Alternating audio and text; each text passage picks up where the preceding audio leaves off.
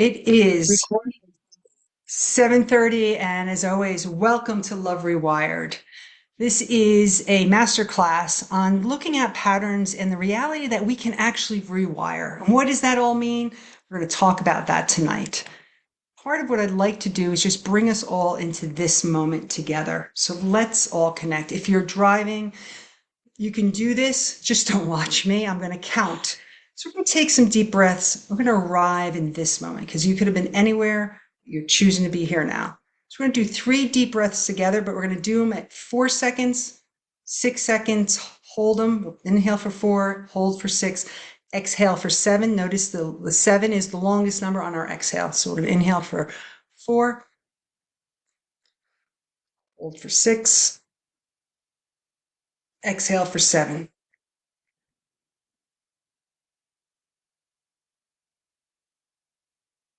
Inhale for 4 seconds, hold it for 6, exhale for 7. One last time, bring it in, 4 seconds inhale, hold it for 6, exhale for 7.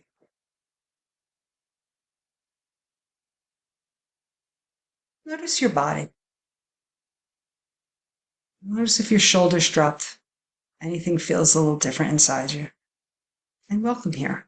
I'm glad that you chose to be here tonight. So I always start off with a question. Are you willing to spend another year of your life repeating the same patterns in love? So I'm just curious, if there's a yes or no, would you put that into the chat? Are you willing to keep doing the same thing and get the same results? And that could be in a relationship or out of a relationship. Most times it adds, no, please. I even appreciate your emoji, right? Thank you. I've been there. No way, right? And it took transformation to get where I am today. But appreciate the no. Don't want to be there. I'm just going to be really brief as an intro. I am Claudine Chiarmonte. I'm a psychotherapist and a relationship coach, breath worker, and hypnotherapist.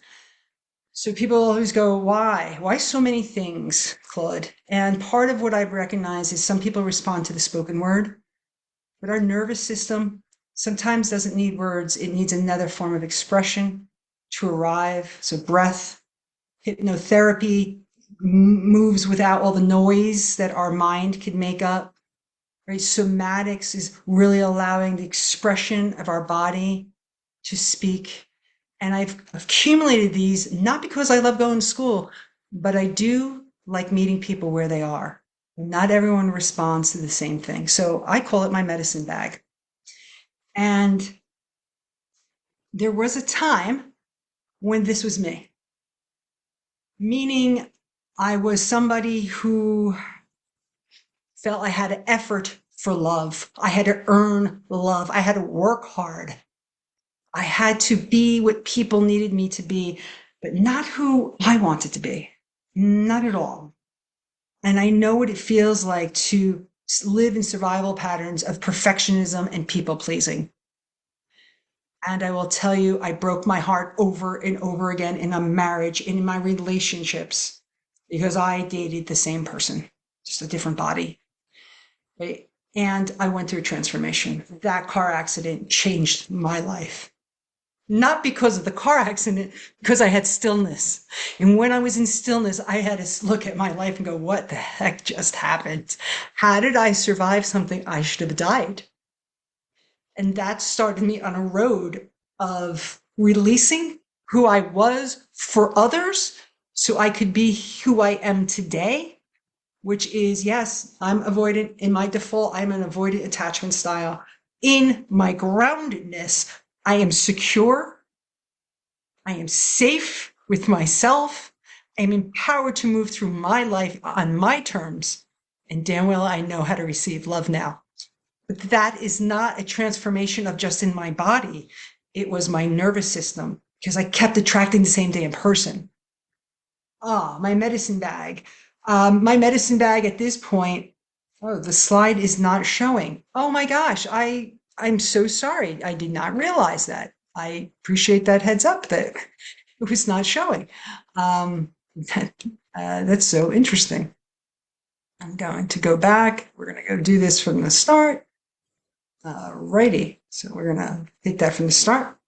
The medicine bag is hypnotherapist, a breath worker, a somatic practitioner. I do work with people in their body. And I'm also a psychotherapist and a certified coach. And I particularly focus on relationships. I also do executive coaching, lots of big tech firms. So I was sharing, I didn't realize these pictures were not up there, where I was once and who I am now. It's really graphic in pictures. I'll tell you, it's more alive is here in my body, right? Because I am in more of a receptive mode now, not in a defensive mode, in a safety strategy. And that's what I work on, is what were the patterns that kept me in my defense mode? Because that does not serve me in the end. So in the chat, I'm going to just ask everybody, what is one word that describes how you feel about your love life right now? And this is not every feeling, but I'm just curious what people are thinking about. What would you say? And I'll say mine is surprised. I'm surprised right now. Frustrated. I appreciate that, Sasha. Exhausted, Kelly. Woo, scared. Optimistic, Willow. Oh, that's a real range and energy just now. And I know not everyone just responded to that either. Another optimistic, confused. Okay, we're going to get to explore that, I hope, today with somebody in coaching. That would be wonderful, right? The things that I learned through my journey is really what inspires my work now. Not just because it was my journey, because I've been doing this for 32 years with clients and particularly couples also, and created things that I recognize work. And one of them is the BEST model. We'll review that a little later tonight. But I just want to kind of give you a heads up. So what's the problem, right? So often we want to look at and say, well, it's the partner. It's them. They do. I hear this a lot. They have a personality disorder. They're narcissist. They're avoidant. It's a push and pull between us. But the problem is never the person. I'm going to say it's our pattern. And what do I mean by pattern? Right? Pattern is something that just keeps reoccurring. It's a loop. Like if you think about a weave, we can expect to see it again in a certain amount of time. There it is again. Oh, there it is again. So we have a way that we interact with each other that continues to create this. That to me is where the problem is, right? Where we continue to effort, even though we can see we're efforting. But we're like, wait a second, I read about this. I watched the podcast on that. But why do I keep trying harder? I'll learn to communicate harder. That is all of us stuck in a pattern. We're efforting for love again. We're willing to do this. So how many of you intellectually really know that you're in often the same emotional dynamic? Just another person. Most of my clients recognize it. They don't come to me and go, I don't see it. It's them. Most people feel like, Claudine, what happened? They don't look anything. They didn't show up anything like that person, but it's not on how they present. That's what we're going to get into. Our systems are wired for connection and our systems are wired for protection. So later tonight, I will show you how to rewire these in our session, but I'm going to tell you that's completely what my program, Alchemy of Love, is on.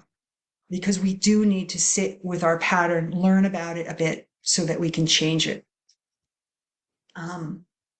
So I know I have some men on, so I appreciate that. You're right. I appreciate Nancy saying that. Self-awareness does not break our cycle because we stay the same, right? And if I'm always going for protection and connection, most likely I'm going to pick familiar. I'm not going to pick unfamiliar because our system will read that as danger. They don't read familiar and pattern as danger. They go, I'm home, right? So there is an interesting thing is like, if we're intelligent, why do we keep doing this? Like, what about it is this occurring? And if we're living in a survival mode, I call that safety strategies, survival mode, there's a way that that has us, how we show up emotionally, protectively. It becomes a survival pattern to a younger experience, but it keeps showing up now, right? I use two of them on mine, right? I'm a recovering people pleaser. We have people who overgive. We have them that shut down, that pull away, they get defensive. We withdraw, we project, we're controlling, we're over performing, we have imposter syndrome, we have super independence. These are survival strategies. They're adaptations that'll let us get through some of the hardest times in our life. But we're not in a crisis. We're not in trauma when we're in relationship, but our system thinks we are. And so we end up efforting. That's why, Nancy, we don't break our own pattern. Right? Our system has some automatic. We would have to interrupt our pattern. That's what we're going to show us tonight. These are not flaws. When I talk about them, I talk about them with respect. They got me and they got you through your childhood. And some of us have had really rough childhoods, scary, confusing, traumatic, abusive. Some people haven't, but they had inconsistencies. And when we have inconsistency, it does something to us, right? It just does. It's not a bad, it's not wrong, but we see these patterns of, right? I give everything. I've been hurt so many times. My heart is closed for self-protection. Yeah, that's survival. Whenever we see the pattern, we're in survival. So you are definitely not broken. These were learned and they're information for us now. Let me give an example. If I'm over efforting now, what does that look like? If I'm trying to accommodate somebody who may be in my home visiting, we ask once or twice, would you like something to eat? Would you like something to drink? I mean, that's pretty social. If I keep attending, so are you sure you're okay? Can I get you anything? Are you all right? How about I prepare some? I am not allowing my system to regulate and be present to that person. I'm trying to get them, and this is my childhood, to either like me, be okay with me, but I'm not listening to them. They don't need anything from me. So over efforting now as an adult is information. Our patterns are information that something's going on. That's the self-awareness, Nancy. Are we looking at it that way? Can we catch our patterns? It's not always as easy, right? I said this earlier, our patterns at one time kept us safe. And that's a key word here. Patterns are not the bad thing. They are the thing that comes out of what has happened to us in our earlier years. And that gets exacerbated by relationships that may actually also harm that pattern or that wound in us. This really comes from the earliest experiences of love and safety we have. And most often it's our caregivers, which are our parents, right? So this is the idea of the attachment theory. People have probably heard this on social media. We talk a lot about the attachment theory, about avoidant. I always call it a spectrum, right? We have like disorganized, avoidant, anxious, and secure. This is how we related to our caregivers, meaning if love was inconsistent, my body learned anxiety. I got anxious because I didn't know when love was going to come. So we have something called the anxious attachment style, which is I need reassurance. I need to know. I need to be anchored. Right? That pattern wasn't because of us. It's because of how we were related to. So that is in our nervous system. That's what gets triggered when we're in close intimacy. The same as if love is unavailable. Your body learns distance. It learns to be avoidant and learns to withdraw, right? The avoidant person attachment style, they have one foot in the relationship, one foot out of the relationship. Crave intimacy and fear it. But that's because that's the mixed message they were given as a child. If love is chaotic, your body learns confusion around love. That's what a disorganized attachment style is. I don't know which way. Should I be secure? Should I not? Right. So that is the one thing that I would say.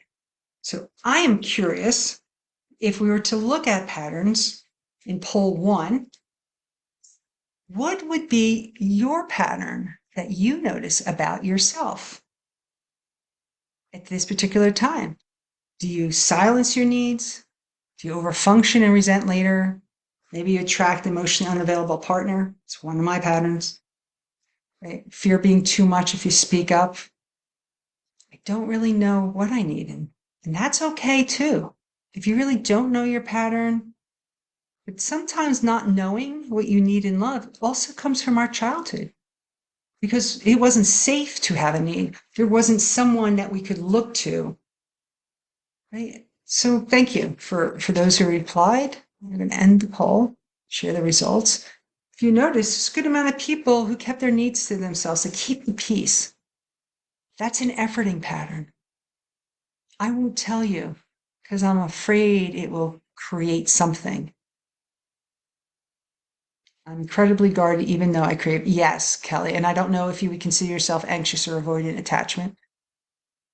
That is, am I over functioning or resenting later? That's not giving. That's not generosity. Right? That's a pattern. We're over functioning and then we're pissed about it. I'm right there with you. Whoever, those 4 people who said that one, happens a lot. Right? It's not what I want to have in my relationship. So, right, this is where I just will say the nervous system will always prefer what is familiar, even when it's painful. Ouch. My nervous system, your nervous system will go for familiar because it equals out as safety, even if it's painful. That's why a lot of us also stay in relationships longer than we should. Right? So recognizing these repeating dynamics is so much about, you'll find out later. Yes, Micah, they're both. These are really where I have developed the best model, is really from this idea that the adult mind wants healthy love, but our nervous system will chase the familiar. And it'll tell us in our fantasy, this time it's going to be different. This time it's going to be so much better. I learned, and we do learn. We learn every time we end a relationship. We may learn our role in it, and we may leave shorter. That means we're growing and learning. But we often will chase what is familiar even when it's painful. That's a tough, tough reality for all of us to have to. I share this one that many high achieving women are experiencing relationship strain. And it's not that success is the problem, actually. It's often because power, performance, and emotional labor creates pressure inside the relationship.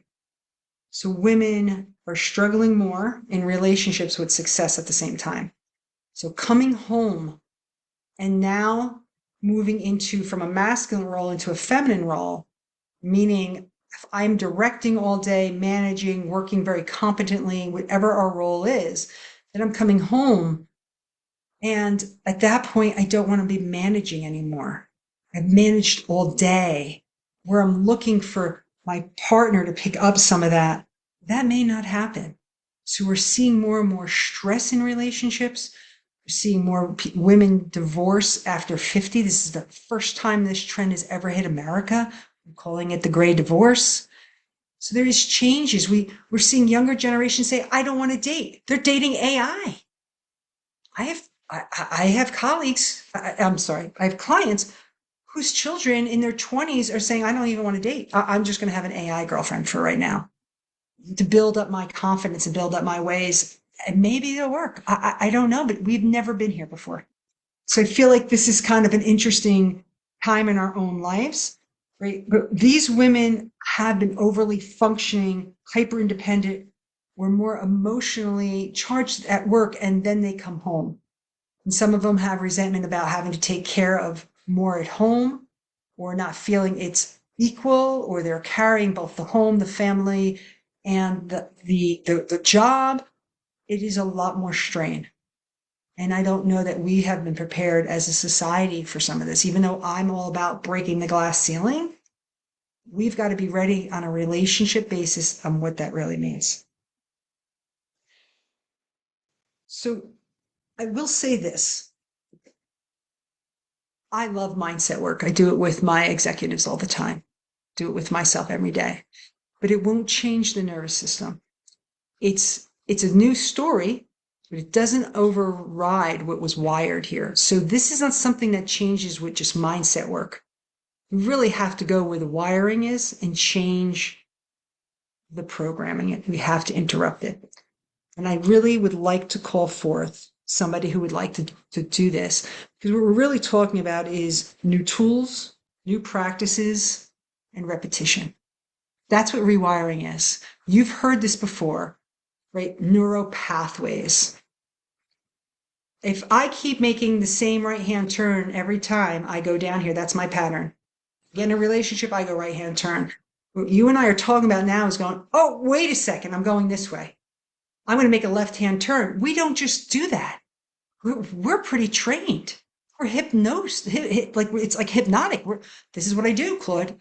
In a relationship, I just put my needs out there, and I don't care if they can't meet them or not. And I'm going to do what I'm going to do. Well, it's not getting you the result you want. You may need to change your pattern. That's what I'd really like to try and have us all experience tonight. What I'd like, though, right now is somebody willing to come on and get some live coaching?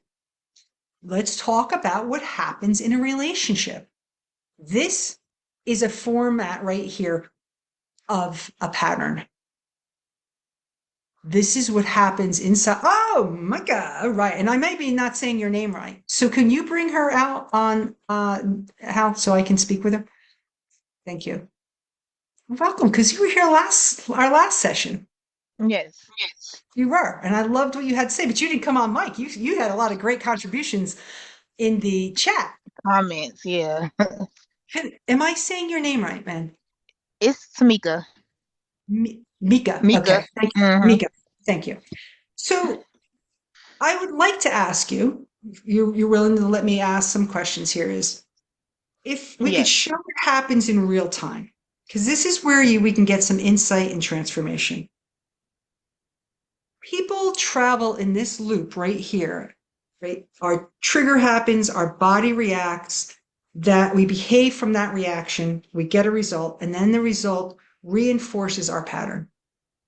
So I'd like to just, if you would be willing to share with us all, right, what usually happens before the pattern starts? What would you say is your trigger if you were thinking about your relationship or a relationship? Um, my trigger.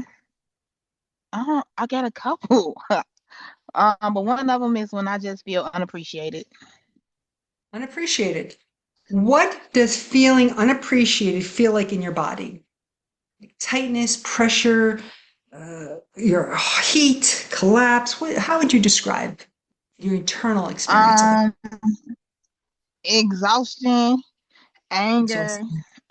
Sometimes it feels like grief because I feel like I've lost a lot of relationships because of feeling unappreciated due to me like overgiving and people pleasing from the beginning. So then it's like Okay. midway through the relationship, Okay. I kind of like try to switch that behavior up, Okay. but Let's, the trend is kind of set. yep. So you feel unappreciated. You got some anger and grief going on in your body, right? Hmm. What what usually happens next when you're starting to feel this in here? What's the behavior? What's your behavior next? So usually I try to talk to my partner about it. Okay. I try to be very like I'm a Gemini, so I try to see everything from like everybody's perspective. Yep. Man's, he is, everybody else's. And I try to get information from him and see if we could work on it or what have you. But he's avoidant attachment style, so he just shuts down during conversation, and then Okay. that is a trigger.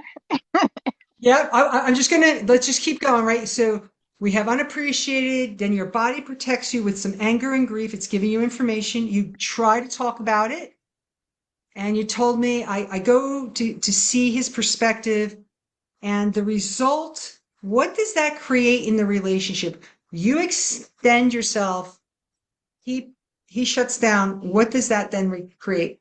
What's the result it creates in a relationship between the two of you?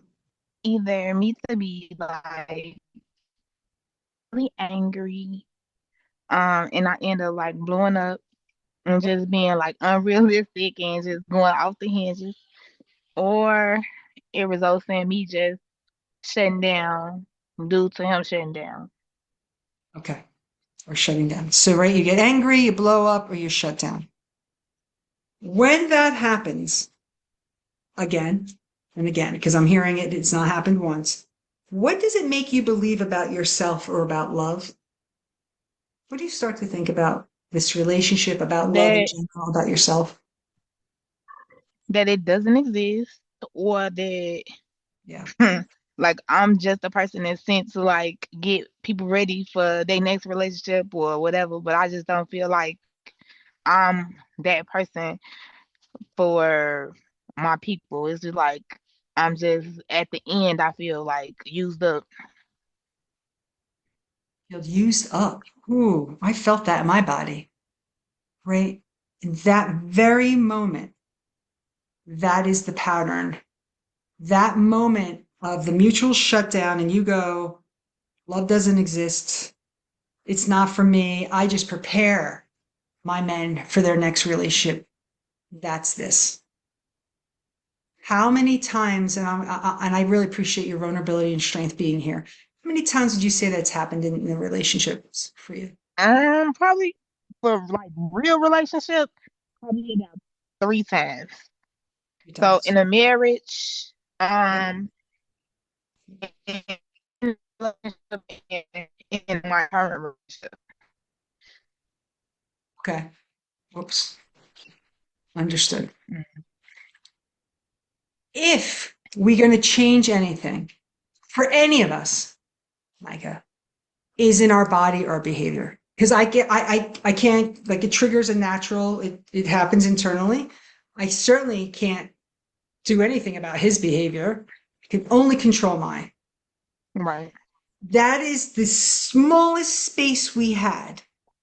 So if you weren't reacting from survival, right? Because survival is a reaction of grief, anger. It's not for me. This is what I prepare people for relationships, but it ain't there for me, right? This is, you're feeling activated right now. If you were to come back to your power, is there anything now, all right? Because you're not in the relation, like not in the trigger right this moment. Anything you would do different about not reacting from your past, but responding from the woman you're becoming? Because it's only right here.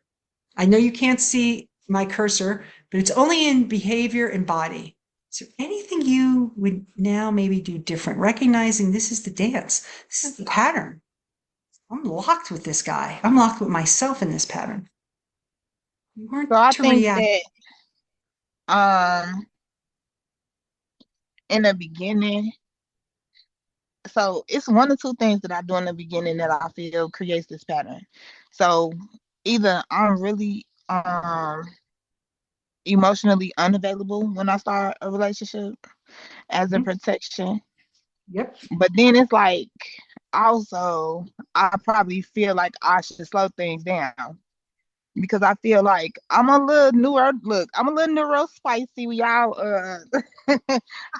so I got a little ADHD going on, and I feel like that once I do get out of the survival mode and like get into the mode of like feeling comfortable or whatever, like I move very fast.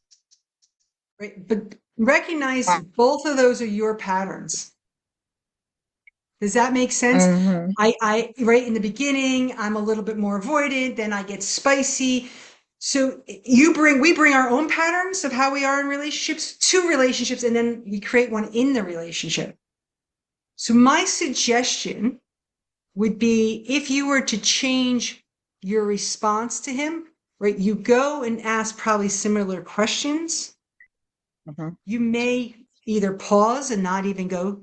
You may say to him, "Hey, I'm really." You could say something as much as like, "Wow, I can really feel myself shutting down right now. I don't want to talk." That would be a right. That would interrupt the pattern. That would be a shift. If anyone else has any other ideas, please put them into chat. We can pause. We could tell the person how we're feeling. We could say, "I need a time. I just need a few moments." Or say, like, "I'm not even willing to participate in this right now," because this is what we always do. I look to you for emotional reassurance, and you don't, right? Then you step out. He steps out. I mean, right? You're looking for him to validate and appreciate you, and he doesn't do that, even when you go after it. So we encourage you to break your own pattern with him. Does that make sense?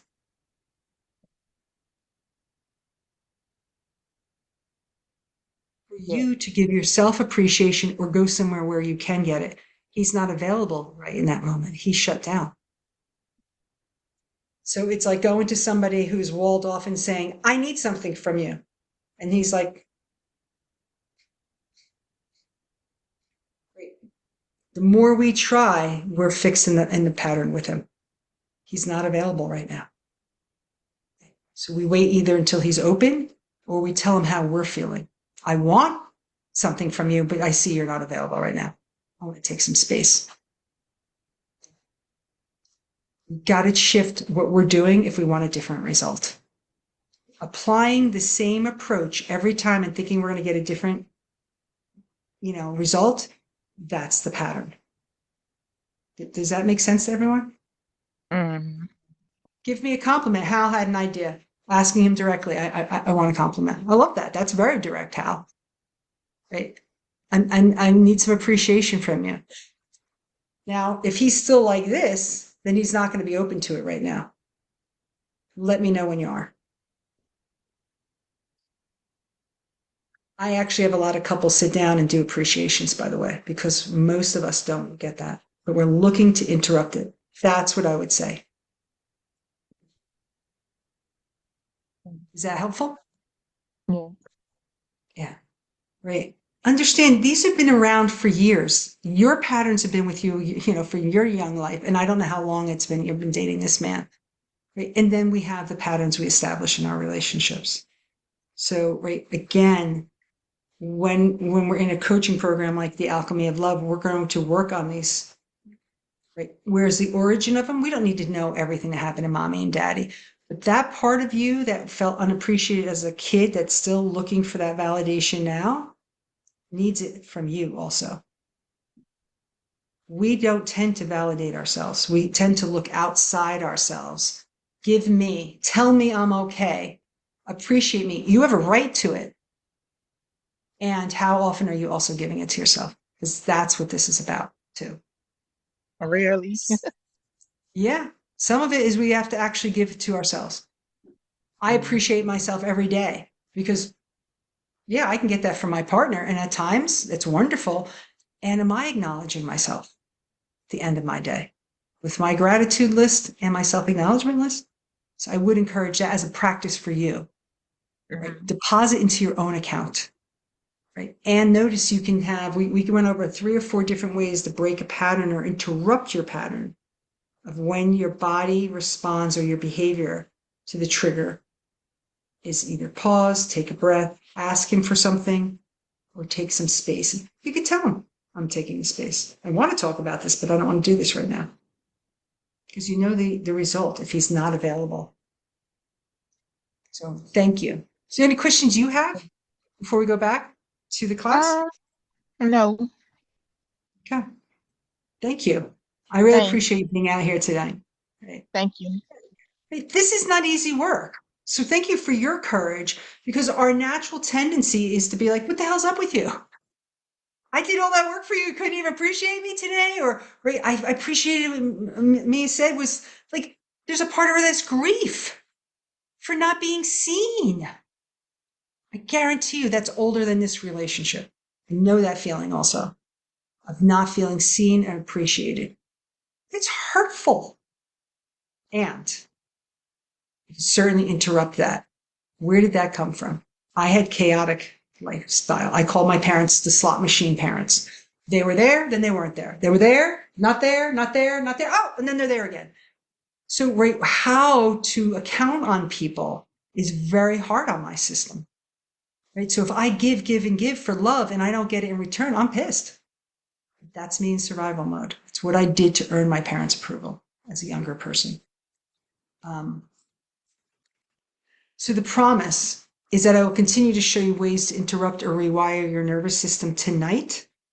But I do want to just, say that you will have a way of doing this over and over again. We've practiced our patterns. We get to practice the interruptions to our patterns.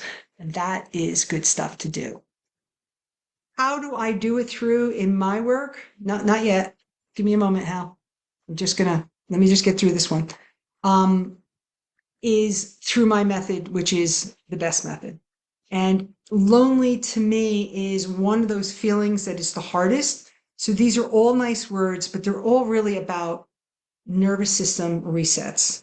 Because when we're lonely, and that is one of the hardest feelings after breakups, is that sense of being alone and then the lonely. Like, who do I go to for that validation? Who do I go to for the affection, for the companionship, for the fun?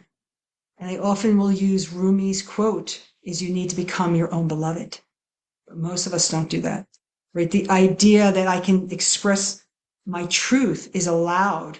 That is so necessary, because if we're holding resentments in relationships, that truth will, the lack of that truth will actually wilt a relationship.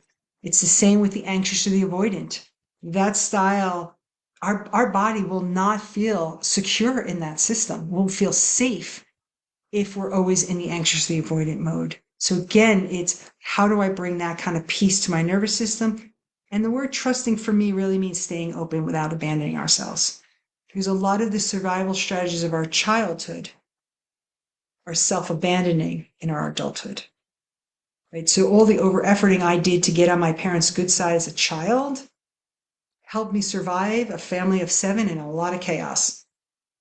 It will not help me get intimacy from a partner now in my life, and it hasn't. I will come to say that because I can't last long enough. My resentments grew too much. That means I was over efforting.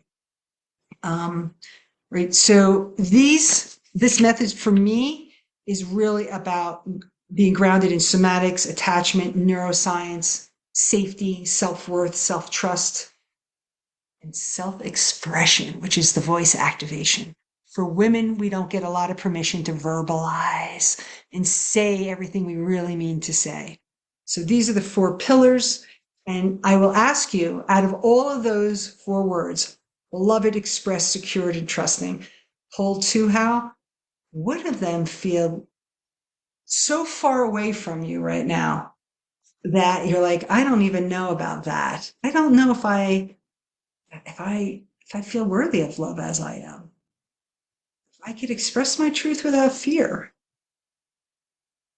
I feel secure and safe in relationships. All the above. I appreciate who just answered that one. Right? Yeah. For me, I notice no one's choosing it, and I appreciate your truth, whoever just did. Right? For me, a lot of my journey has been about self-worth. That's my curriculum in this lifetime. It's completely about self-worth. So I couldn't believe that I could be loved because I didn't feel worthy of love. So I did not. As you can see, we have a lot more people going for all the above, and I appreciate that. So we're going to get right into what these things all mean. Um, okay. So the first one is the beloved. And the premise really is that we belong to ourselves first. Now, that doesn't sell Hallmark cards. It doesn't sell Hallmark movies. It's always about, no, the knight in shining armor comes in, or the princess comes in and saves us. Right? That is the hero's journey. It's also how we make most of our movies. And what happens if we're our own hero first, so that we can be receptive to love, right? Because many people move through life saying things like, I don't feel seen, I feel unchosen, unappreciated, untouched, right? And there's a certain loneliness and a disconnection from people and ourselves. And right, we've got to connect here. So to be the beloved is to know you're worthy without performing, proving, or pleasing anybody. Right? In Alchemy of Love, we spend an entire module rebuilding this idea of self-belonging, because that's what this is. That I belong here first. So I'm going to ask you, everyone who's not driving, if we just put our hands on our chest for a moment. Right? Now, I'm going to tell you what I say, but I want to encourage you to also say anything you want to say to yourself. Because I often remind myself, as I'm in the dating world, that I belong to myself first. I also belong to spirit in my family, but I'm not getting that existential right now. I'm really talking about how I show up in love to myself and others. I've got to belong here. I trust myself and I belong here. Whatever that is you need to hear tonight, I encourage you to whisper it.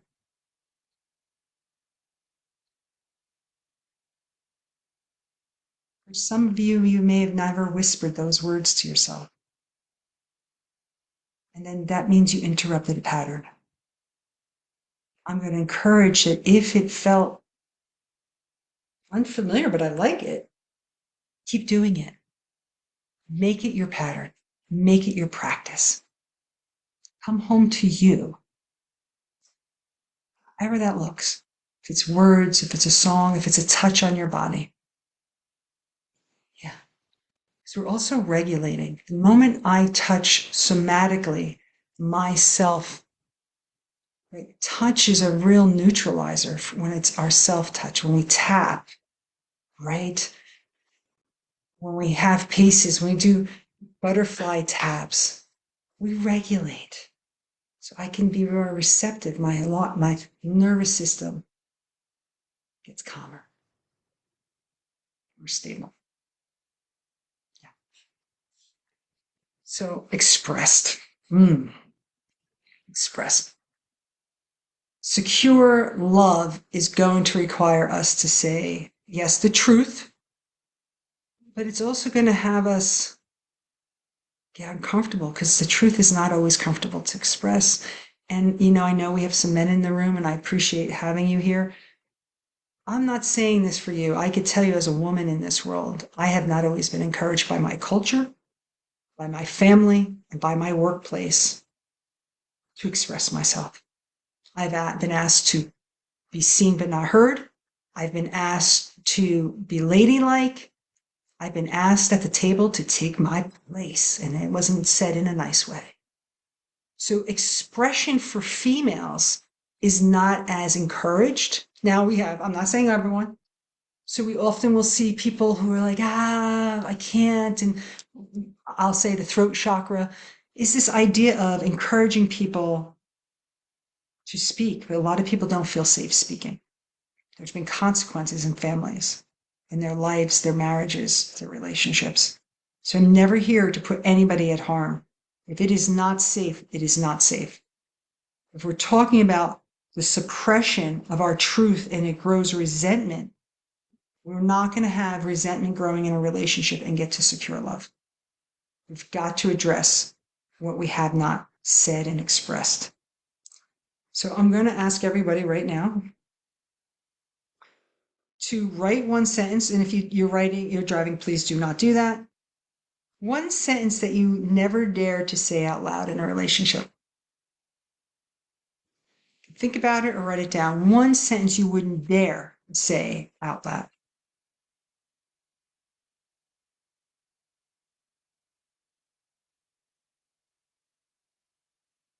Once you have that down, I will also put your hands on your solar plex, which is really right below your belly button. You don't have to say it to us, but I want you to say it. Oh, that I actually pitied him. I need you. Ooh, Savannah? I don't even know how to pronounce your name. That's a gorgeous name, but I need you, both of you. Oh my God, I could feel that in my body. I'm going to encourage you to say it and keep your hand on your solar plexus. If you're in an area that is safe to say it out loud, say what you just wrote here.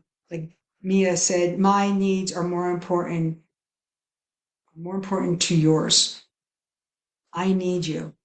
I need you. What's the other one before that? I actually pitied him. I pity you, I guess. I'm going to encourage you to say it. What's it feel like to say the thing that you haven't said? I need you is desperately vulnerable. And if it's being suppressed, there's a reason it's being suppressed in a relationship. That pattern of not saying I need you started in your childhood. I'm literally in someone else's home tonight because my internet died. So I had to actually ask somebody that I hardly know, can I run down to your house and use it? The idea of saying I need from two people who I've only known for 2 months is vulnerable. But I've got to trust people enough to say, hey, I'm not comfortable with that. Or, sure, here you go. Here's our second bedroom. Please sit down. So I appreciate the vulnerability that you wrote here, that I need you. You aren't who you portrayed yourself to be. Yeah, my needs, emotions are valid, important too, right?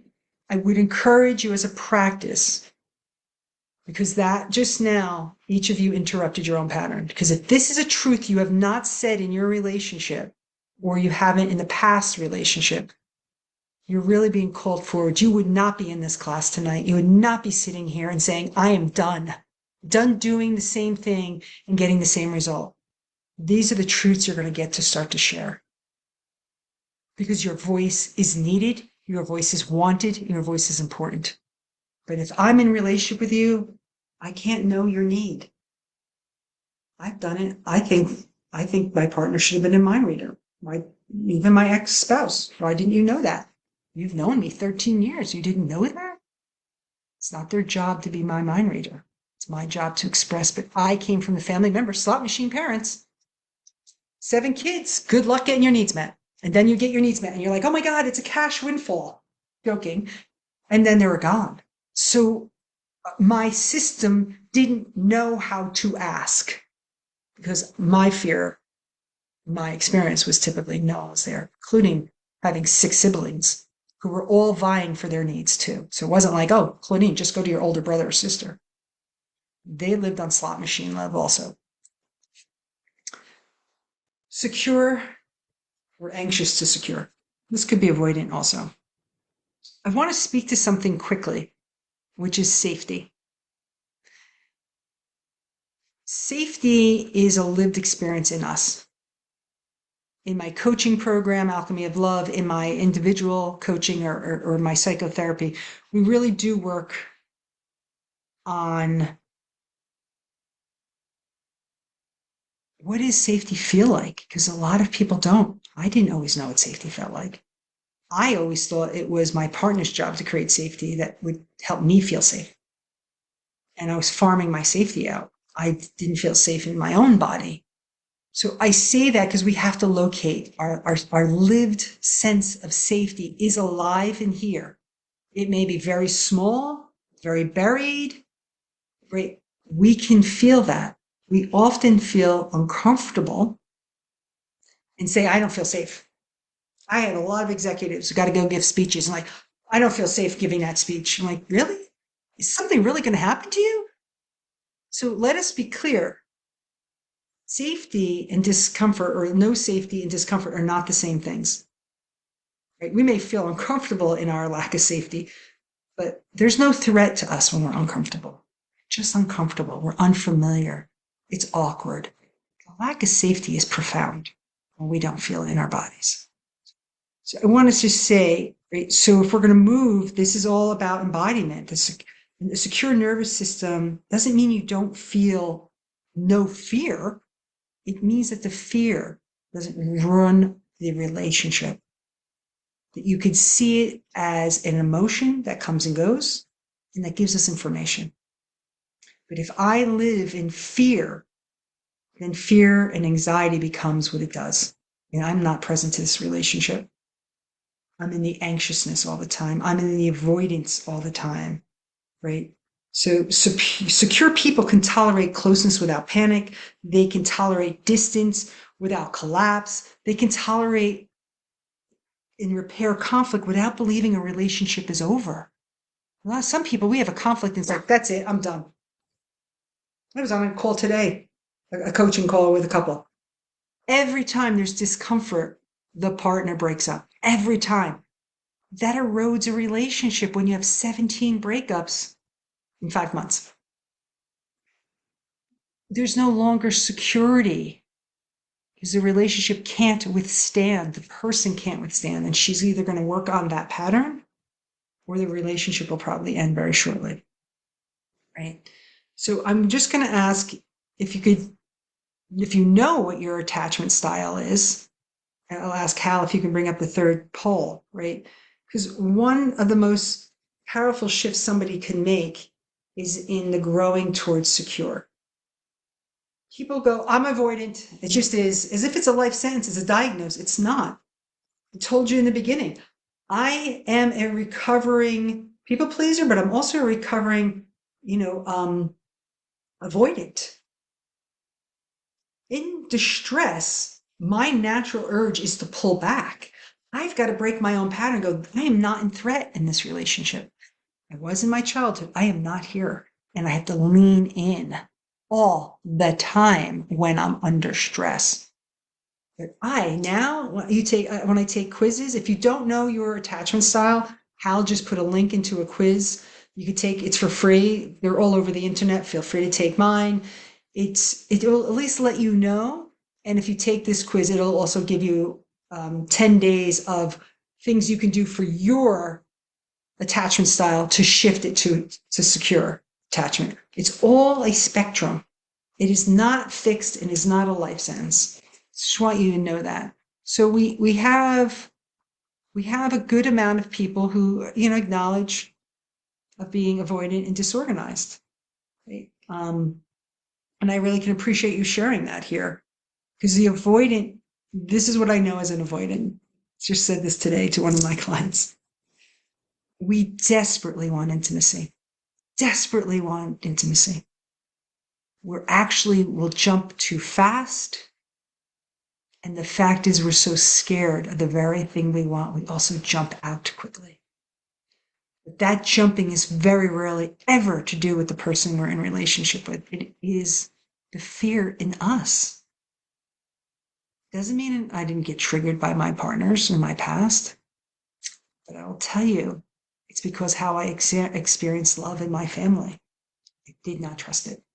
Didn't trust it would stay around. I didn't trust it at all. So thank you for taking those. The last one is on triggering to trusting, right? And this is really where I just will reiterate self-abandonment. This doesn't mean we're going to be naive or anything. It just means we're going to be aware of, am I self-abandoning myself? Am I allowing and validating my trigger? Am I responding to it as information? It's a need. When Mika shared before that when she feels unappreciated, anger and grief come to her, that's intimate for her. She knows the history of feeling unappreciated. So I want to, be like, okay, how can I be with this unappreciated part? Some of it is right here in this relationship. I'm pointing as if your partner was right here with me, right? And some of it I can point to further. So my unappreciatedness goes back way further than my last relationship. And it was also in that relationship that I gave and gave, but I overgave because of my own worthiness issues, not because I didn't think I deserved love. So of course I was earning it. So the trigger of feeling unappreciated was really, it was resenting for my overgiving. So just want to stay with that. So I'm going to ask you all to recall a moment that triggered you. Once you get it in your head, I'm going to ask you to be with this with some curiosity. What was that trigger trying to protect you from in that moment? What was the trigger trying to protect you?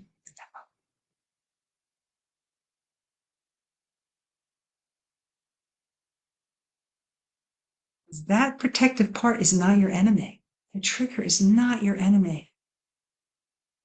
It is the part of you that needs support. Let me give you a metaphor. It's one that my first therapist gave me when I was 16 years old. Being hurt, let down. Yeah. So that's really old in your body. I'm going to make a guess. You could tell me if that's correct or not. So when it gets activated now, the intensity of that wound ends up more in the present day. So the metaphor I'd say is my parents first hurt my arm. They broke my arm. I'm just making this up. They did. So when I go to my beloved in any relationship, I go, hey, by the way, just so you know, this arm, it's really, it's a tender arm historically, but my partner keeps hitting it every day, every week.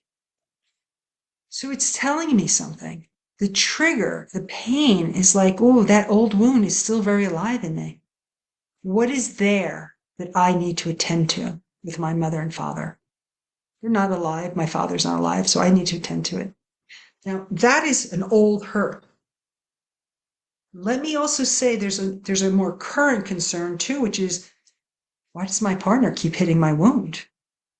Now, we all are going to bump into shoulders. Let's just be very honest, living in life. So some of this is not, they're out to get me. But if there's a pattern where you continually bump into me, then we are going to have to address that pain here too. Does that make sense that it is both a current hurt of information possibly, but it's also information about a past hurt that is my responsibility to heal. It is not my current partner's responsibility to help me heal this injured arm. They can support me. It isn't their job because they did not create the wound originally. So I'm going to tell you, if you could be with your trigger, both in its present form and in its past, and offer its support and not see it as an enemy, but pause and be curious, my guess is you can interrupt your own pattern here. That's what I would like. I feel like my pattern, I unintentionally continue to bump that injured part of my partner. Oh, Nancy, I really appreciate that. Right. So that's a pattern between the two of you at this point. And so if he has a wound that you naturally bump into, or your style, that's the push and pull. This is the dance. We call it the dance of the avoidant and the anxious, or the push, like, right, one person pushes, the other one pulls. We have the withdrawer and the pursuer. We have all these labels for this, right? I'd be curious as to what is triggering you, Nancy. You use the word unintentionally. Is it always unintentionally? Or is he provocative? Does he have a way that he kind of opens the door for you to hit that wound of his? When we do this as a couple, and we do this in my coaching program, we do it in coaching with me, is I take the pattern and I put it out here. So it's not you do that thing to me. You're always asking me that. You're always bumping into my pattern. This is our pattern. How do we solve it together? Because when we are united, we are stronger than we are divided. No one is at fault for the pattern. It's your childhood and my childhood dancing together. My wounds and traumas, your wounds and traumas. Let's figure it out together. That would be a great interruption in the pattern, even for you, Nancy. If you're aware of that pattern, and I'm assuming he is, then let's talk about it. Let's solve the pattern. Let's interrupt it. If we go back to that trigger body, behavior, result reinforcement.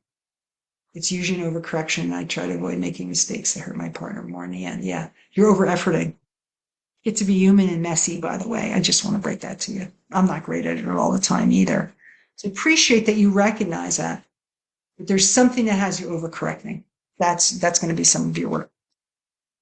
So let us move from here. So tonight, even in the best model, these 4 little micro moments, we're being with yourself in a little way. I encourage you to stay in some practices, being in some inquiry, self-appreciation, being with our trigger, expressing some of our truths, even if it's to ourselves, our journal, or to the air, that's fine. But why do people stay? Why do women stay, right? And some of it really does become, we get stuck in our pattern, even as women. A lot of women who overthink and then they say, well, I don't like being vulnerable, or that's vulnerability. Overthinking is not vulnerability. It's protective. It means I'm overwhelmed in my system and I'm going to my head to try to figure out what I'm doing here. We cannot think ourselves into emotional safety. That's not how it works. We can say it, but we're not going to get there. Right. So we are recognizing that women are, and men too, we are staying in places where we have farmed out our safety, or we haven't really gotten vulnerable and authentic enough to share. And so we get into comfortable patterns. It's just the way we are. You know, that's how it is. Now, I'm not going to tell you that there's not some of that in every relationship, but my hope is that we're not losing ourselves. We're not self-abandoning, not giving up our values, not compromising who we are. Or I'll say this word, we're accepting breadcrumbs. Women's capacity to tolerate men, I'm sure you have it too. We can tolerate. We can tolerate and make a lot of excuses. I often say to people, what happens if you actually waited for the bakery and not the breadcrumb? What would that feel like? Most people don't think they're even worthy of the bakery. They're like, I'll be happy with a loaf of bread, Claudine. Okay. And let's wait for the loaf of bread, but not the crumb. I will ask if poll 4, how ready are you to change all this?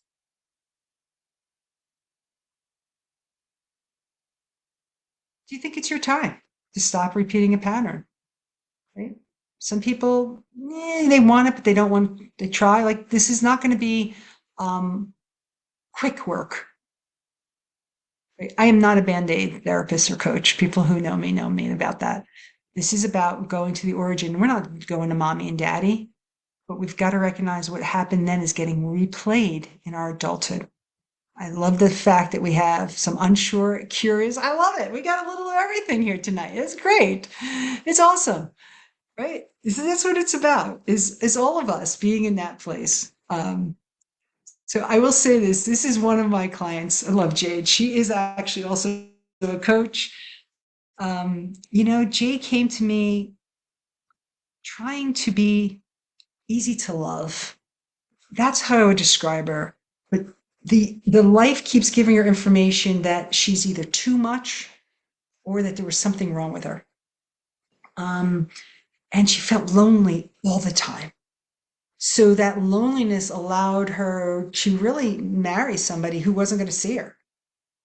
Right? Like, she's also not even 5 feet, so she's really hard to see in a room.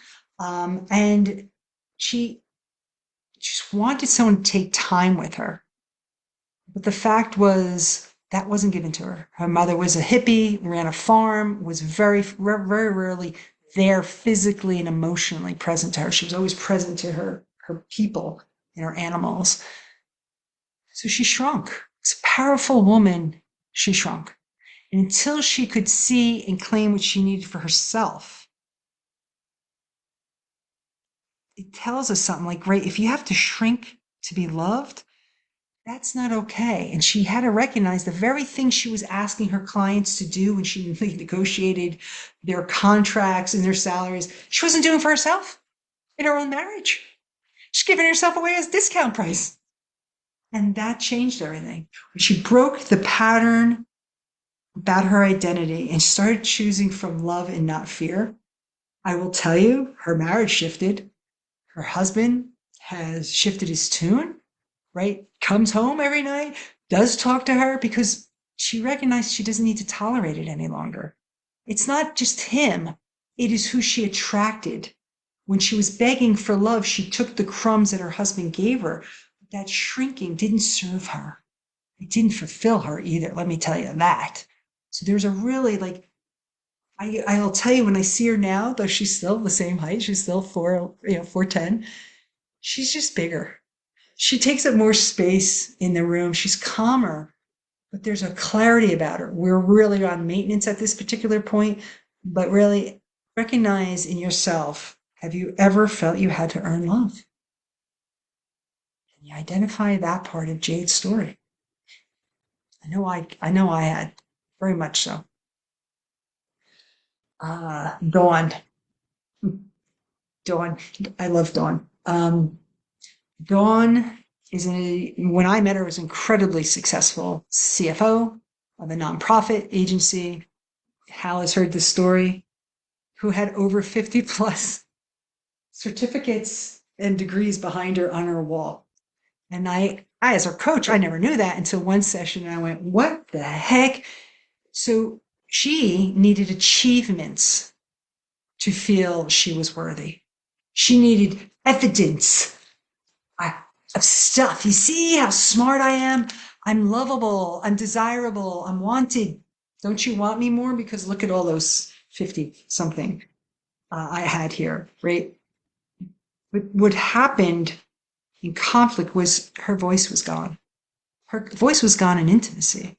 Her voice was gone in conversation because any conversation her system read as conflict. And that's her family of origin stuff. Her parents weren't talkers, they were yellers. So even to say something to her husband, like, could you pay a bill, was way too confrontational. Like, oh my God, he may get violent. Man never got violent. That was where she went every time. He's going to get violent. I was like, did he ever lift a hand? Did he ever threaten? Do you feel scared? It was so intense that at one point, Dawn paid for every bill in the family except for a phone bill.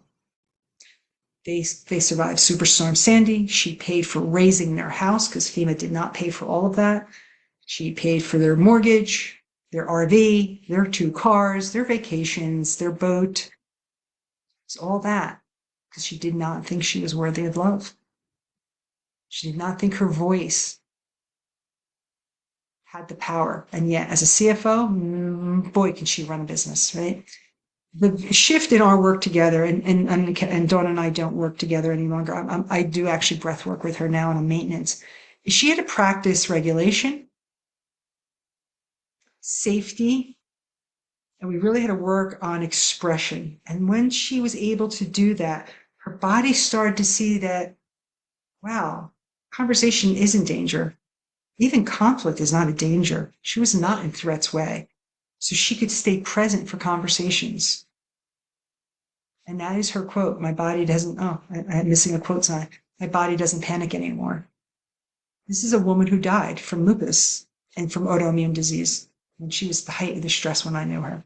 She was declared dead. And when I used to meet with her, her hands were cracked. They were bleeding. Her eyes were swollen. It was like every week watching what this was doing to her. That is not who she is any longer. I will tell you, she did choose to leave her marriage in the end. She lives in North Carolina. She is a CPA for the public. She is really, though, photographer at heart. And that's what she became. Kept her degrees, but she followed the creative path that she denied herself of 40 years ago. So she is an award-winning photographer now. But has anyone here recognized like how they lost their voice in conflict? Anyone can relate to that? I know I did. Yeah, I did a lot of times, right? But this is how regulating, and so regulating, just so we're all on the same page with that, is if I'm triggered or activated, that means my nervous system is having an experience. The alarms are going off.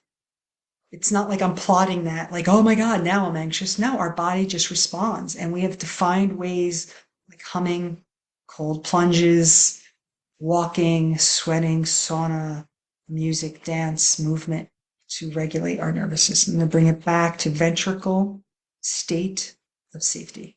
That's what we're talking about here. So I will say it's been a journey with my clients of watching them open their heart, but realizing something needed to change. Right? We change usually from pain. I wish we changed from other reasons, but we don't. We change when the repetition becomes unbearable, when we can't do it any longer. We get so exhausted, so spent that we just go, no, no more. I just I can't do it anymore. And that is really what happens to some of the people who come to me. This is not a class tonight on relationship advice. That's not what this is about for me. It's really about teaching you different approaches to life, right? So I will say I have a lot of clients who read books, watch podcasts, go to retreats, but they don't integrate it. And then they judge themselves for not following what they read. But that's not how our brain works. We've got to practice what we internalize. That's what we do in coaching. That's what we do in psychotherapy. It's what we do in alchemy of love, is we've got to change and practice it all the time. Otherwise, it's just information for us. So I will tell you, it is why relationship advice fails, right? It's why I see a lot of people go to every one of their friends, and they get the same information every time they do it. I call it polling, right? Because it's got to be, we're ready and we need support. Yes, I do take some insurances. That's on my website. I will tell you that. So we're really talking about if we're going to have an identity change here, right? So what is the cost if nothing changes? Like, that is what we've got to think about. If nothing changes, is it another year of me being on guard, me being unfulfilled, being in a relationship that feels exhausting or resentment, losing my voice, earning love, self-abandonment? That doesn't feel like what any of us want in our lives, right? There's a cost to our health, our joy, and fulfillment. That's what I will say. And that's what this is really about, is who do you become when you rewire? It doesn't mean that I don't get conflict. It means I'm not outside the door anymore because of it. I don't have to practice every line. Okay, this is what I'm going to say. I'm going to say, like, that's how you get to your conversations. Yes, I've got all my points worked out. It means I'm not present. I have people that say I walk on eggshells all the time. I don't know the right thing to say, the wrong thing to say. That is what we practice in rewiring our nervous system. Create our boundaries. How do I stay open and safe at the same time? It's really what we're talking about here, right? It's the right-hand turn that we're not looking to make a full left, but we've got to change something. When we do it at a pace and we are giving it to ourselves, or we're being witnessed in a group setting, that's where the magic happens. That's where the identity shift starts to occur. Right? That's where we start to break the nervous system, interrupt it. I'm like, this isn't about becoming better at love. It's really about being a different woman in love or a different man in love. Like the one who recognizes they're dysregulated and says that to their partner. How many of us do that? And I'm using my word. I'm upset. I'm pissed. I'm not in the right place right now. That's what I'll say. I'm off right now. I just need a little time. Right? I miss us, but I know that I'm not available to it right now. We're always bridging back. We're not going, I'm out. Right? I'm the avoidant. The anxious partner would be like, what are they doing? We always want to keep the bridging back. That's what happens when we do this work. We're not avoiding the relationship. We communicate from a place that recognizes the importance of both our nervous systems, both our hearts. We pause. Hal said before, we ask for the compliment when we want it, right? But we get to express ourselves in a different way, right? So what I'm going to share is really, it's not about a program. It's really about the opportunity to do something differently. Because if we don't do something differently, we will have the same results in 12 months. And that's not what I want for you. If you at all chose to stay here this long, you picked this class tonight, something in you is like, I don't want to keep doing this, right? Because what I taught tonight is really the map. This is kind of what we do, right? But there is a bridge that we've got to cross here to get into the transformation. Right? And that's really what I would like to see us just get into for a moment is what will it look like if I take the information and I deepen my awareness? I practice self-care over and over again, that I get the support I need. That's the difference between having self-awareness. It's how am I applying it? I think Nancy earlier on said, yeah, but I have self-awareness, but I can't break my pattern. It's very hard to do it alone. And I'm not saying you can't, by the way. But when we break a pattern, interrupt it, that's when transformation happens. So for me, like I had said earlier, I don't try to over effort. I really want to recognize when I'm over efforting. That awareness is where most people stop. Right? Transformation is where your life changes, though. And that becomes where I call it like we become our own self-coach. We internalize a different way of being with ourselves. We can see, we become the observer. Oh, I'm doing that thing again. Right? But here it is. We're going to need something sometimes to help us do that. So if we could think about 12 months from now, having a calmer nervous system and all those other things, being more regulated, I think that is really why I created Alchemy of Love. I've done this long enough for 32 years. People need to do it in a community. What we did tonight, even on this small scale, was we witnessed each other. Maya came out here and she allowed you all to witness her. That's how we change. That is the difference, right? Because Alchemy of Love is the journey. Tonight was a map. And I want to invite you to work with me on this because it becomes possible on the other side. And I know that you would still be here. Yeah, there's an investment. There's definitely money, but you're not investing in a program. You're actually investing in a version of yourself. It gets to know how to love and be loved, to do this without losing yourself. And I want to do anything to have you be a yes here tonight, right? Because the cost of not to me is greater. So really what happens? It's a 6-month container. There's coaching in every time we get together, every 2 weeks for 2 hours. There is going to be nervous system practices. I call them regulating tools and practices, ways of being in relationship, things that we can bring to relationships. Again, relationship is not just our romantic. This is our family, our friends, our colleagues also. Right? But doing it in a supportive community, I think is really what makes it so helpful. We do the best model, as I had said earlier, right? The hot seat, all of your bonus type of toolkits. I wanted to say there's a lot of exclusive offers that I think are important when I said about the medicine bag earlier, right? So it's a pre and post session with me because, right, it's important to set intentions and then debrief your experience, right? Taking some assessments that are free for you doing this. I will give you some meditation tools, some of my other classes, also the opportunity to do breath work or a hypnosis session. We could do that online, obviously, because, I don't know that any of you are coming all the way over here to do that. But I will say, this is from 31 years of working with people as a coach and a psychotherapist and seeing the same patterns. That if there's a place that I could do that, this is the deepest relationship container I offer. I do have the one-on-one. Love my one-on-one work. That's what I've been doing. All the value for my 31 years is about $23,000 for the amount of hours we're going to be together and the assessments and the tools that you get. You're here tonight and your cost, if you go on this website, it's going to show you it is discounted to $3,500. You can do this today with a payment plan.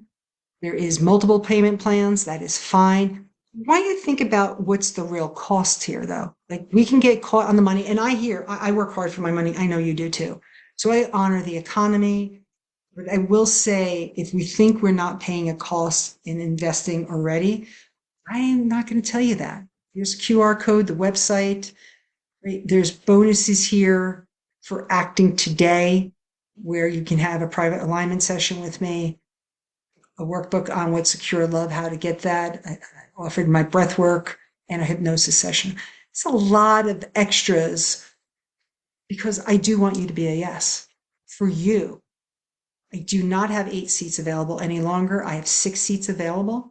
This is an offer that I honor for 72 hours. It goes back up to the $5,000 after 72 hours, as it states on my website. I'm happy to give that back because of your commitment to being here tonight. I will address the concerns people have if you're hesitant about the costs. So yeah, it's another year of the same relationships, but I want to really just reframe what's too expensive, because people are paying financially in all different kinds of ways. Divorce is expensive, therapy is expensive. People lose incomes and jobs because of what's happening in their personal lives. They're paying dating apps, dating coaches, buying books. So I want you to recognize you are already investing. 3,500 is not a lot compared to what I've seen other people invest in. There's physical, like I've tried this, but there's stress. If you think it's not affecting you emotionally, sleep disruptions, stress, cortisol, going crazy. People are often ill in their body, or autoimmune or sicknesses. Yeah. But a relationship that has the same wound in the same person that you're attracting, that has a real cost to it. It does. It drains us. It erodes our self-trust every day. Many, many people in counseling, they don't trust themselves to get back in a relationship again. Right? There's grief here when we're talking about it. So right, we can have the stress of resentment, right? Where I did the work before. I have a lot of people like I've done a coaching, I've done psychotherapy. I don't want to deal with that again. Oh my God, are we gonna have to talk to the inner child again? I don't know. But it's the most powerful combination of evidence-based cutting edge practices that I've studied, that I've put together here. I don't know what you've done before. You've never been here before. And that's really where I want to invite you is, can that be it? Right? Is there anything that is worth having more secure love in your life? I don't know. And I'll tell you, I'm a woman of coaching and coaching programs. I didn't get where I am in my relationships or where I am today by doing this solo. I haven't. And I'm grateful for the containers and the coaches and the therapists that I've had before me. So I will ask you, what would the cost be in 3 years from now? Because we have 2 types of people on this call tonight. We have the researchers who collect data, who just want to know a little bit more. I'll see, we'll decide. And we have the deciders who go like, yeah, I know what I need to do. This is what I'm willing to do. And I would ask you to say, who are you tonight? Right? Deciders create transformation. Researchers collect information. I get that. I've been a researcher for a very long time. It was my safety pattern, actually. I didn't have to commit. I was the gray area person. I'll see. I'll get back to you. I'll get back. I used to make people really work for it to enroll me into anything. Deciders know. They're like, yep, I don't want to do this anymore. I don't want the pattern anymore. I'm willing to take a new decision. And I don't want to do it alone. So think about what it is that you want.